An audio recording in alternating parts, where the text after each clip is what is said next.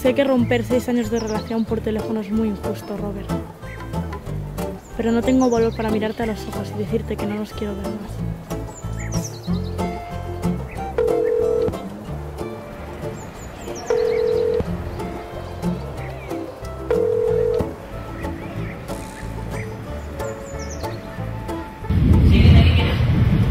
Esto es muy difícil para mí, ¿sabes?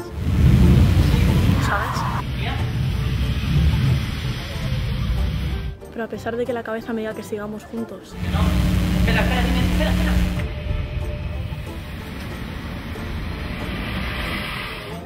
El corazón ya no me dice lo mismo.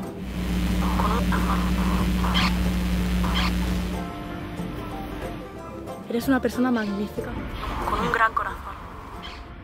Pero ya no puedo seguir así. Y para nada quiero que eso te influya en tu manera de ser, porque nada tiene que ver con ello, ¿sabes? Hemos vivido muchísimas cosas juntos. Y siempre nos hemos tenido el uno al otro. Pero has cambiado.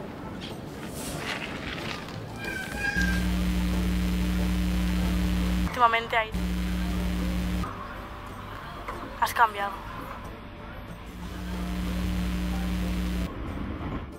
A pesar de esto, quiero que sepas que te quiero y te aprecio muchísimo. Quiero que sepas que te quiero y te aprecio muchísimo.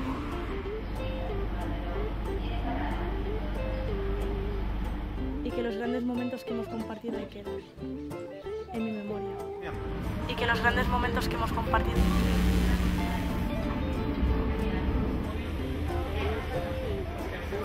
como una gota de agua feliz en un mar de amargura.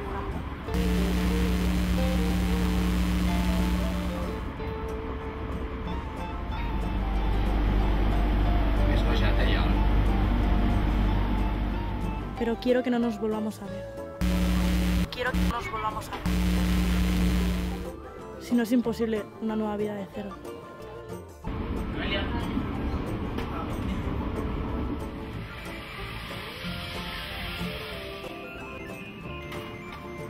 Te quiero.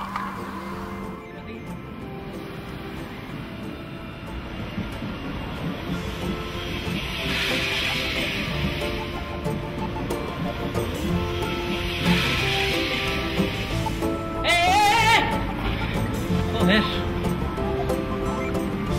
He perdido el tren.